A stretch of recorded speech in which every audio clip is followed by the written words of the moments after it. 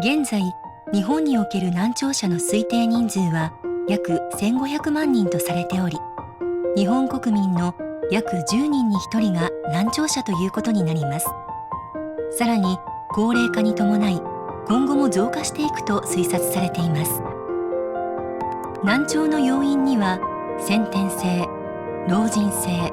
突発性、騒音性などがあり、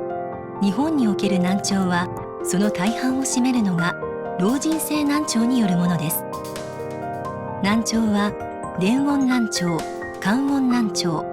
その2つが混在した混合難聴の3つに大別されます。電音難聴は外耳・中耳の障害によるもので、治療や補聴器の装用などで聴力の回復が見込まれます。しかし、日本における補聴器の利用率は 14.1% と欧米に比べ低いのが現状です。利用率が低い理由としては、つけることに対する恥ずかしさ、周囲の音も増幅してしまうなどが挙げられています。一方、感音難聴は内耳の細胞や聴神経の不具合によるもので、決め手となる治療がないケースが少なくありません。要因となる老人性難聴、突発性難聴などもこの感音難聴に含まれます。この感音難聴は音の感覚器官そのものが障害を受けているため、さまざまな聞こえの歪みが生じます。例えば、高い周波数帯域に障害が発生するタイプでは、母音は聞き取れても子音の聞こえが悪く、聞き間違いが多くなります。また、小さい音が聞き取りにくく、大きい音でも聞き取りが改善されないことが起こります。私の場合は高音が聞こえにくいんですね。で、高音が聞こえにくいんで、補聴器の設定は高音をできるだけ聞こえるように上げてるんですけど、全ての高音が聞こえにくいわけではなくて、部分によっては聞こえてる部分もあるんですよ。例えば紙をめくろうと、これがバリバリバリバリバリバリというようなすごく刺激的な音になるんで、普段はできるだけつけないような運用をしております。難聴の度合いはこのようにレベルが分かれています。コミューンはこのうち軽度難聴から高度の70デシベルにおいて、補聴器なしでも高い効果を実証しています。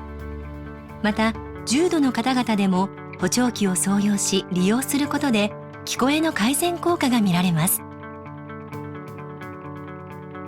コミューンは話す側で難聴者との音声コミュニケーションを改善することを目的に作られた卓上会話支援機器です。医療機関や行政機関から教育機関、個人に至るまで聞こえの改善が必要な場所で検証・導入が進んでいます。患者さんによってはこの部屋だったら聞き取りやすいですとか、そういうふうには言われます。で、ただもちろん私どもはその部屋じゃないところで聞こえをどうにかするのが仕事なので、それによって何かが変わるっていうことはないんですけれども、その説明をするときに理解を高めるというか、患者さんが聞こえたかどうかがよく分かるんですよね。で、聞き返しが減ったりとかっていうのはあります。聴覚に障害を持つ子どもさんっていうのは、自分の声を聞くことが難しいもんですから、フィードバックができない。だからその音の調整とかが難しい面があるんだっていうのをですね、聞いたことがありまして、それでコミューンは聞こえ方をですね、サポートしてくれるっていうふうに聞いておりましたので、昨年4月からですね、導入して使ってみようかというふうに思って、それで使い始めたとこです。半年過ぎぐらいからですね、作業とか苦手だった音、口径を整えて発語スムーズに発音できるようになったかなと思います。もともとですね、聴覚障害者にはスピーカーは無理だというふうに、それが一つの常識になっていたわけですけれども、これは果たして本当に生徒が聞こえるというふうに言うのかって非常に不安な状況の中で、使っているのを見たわけですね。そうすると生徒が実際聞こえると言ったので、自分の持っていた常識とは随分違うなというふうに驚きを感じました。補聴器はやっぱりコミュニケーションの、一つの補助として彼らは使っているわけですけれども、全部の情報ってやっぱり入らないところがあるんですね、どうしても。そういう面でコミューンというのは音としての情報はかなりの量として入っていくという面で決定的違いがあったかと思います。コミューンはですね、スピーカーとかマイク、これに非常に特徴を持った製品なので、この2つの特性をいかに生かしていくかというところに高級オーディオの技術が必要だったんですよね。でその高級オーディオの技術を限られたサイズにどうやって入れていくかと、ここが一番開発に苦労した点ですね。開発当初視聴会に参加させていただいて、難聴者の方の声を聞かせていただいたんですけども、その時に本当に聞こえると、早く物を製品出してほしいという、そう泣きながらですね訴えられてましたので、それが私たちのモチベーションにつながってまして、今でも一つ一つ心を込めてものづくりに励んでいるというところです。難聴者が求めているのは大きな声ではなく聞き取りやすい声です。画像に置き換えて説明をすると、ピントが合っていない文字をいくら拡大しても文字らしきものという認識はできますが、読み取ることはできません。一方、ピントが合っている文字であれば拡大せずとも認識することが可能になります。コミューンは卵形状、高音質音響技術を採用することにより、音声の明瞭度を飛躍的に向上させ、感音性難聴の場合でも聞こえの改善効果が報告されています。一般的なスピーカーと比べても、人の声の子音にあたる中域から高域にかけての音圧を高めています。また、通常のスピーカーは音が拡散してしまいますが、コミューンは指向性を高めることで音の拡散を制限しています。実際にどのように明瞭度が変わるのか聞いてみましょう。聞こえやすいをみんなの当たり前に、卓上対話型支援システムコミューン。聞こえやすいをみんなの当たり前に、卓上対話型支援システムコミューン。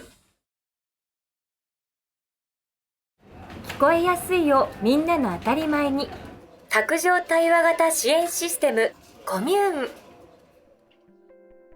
あると邪魔っていうふうに言われる方がいない、今のところゼロですし、っていうのがそうであれば、もう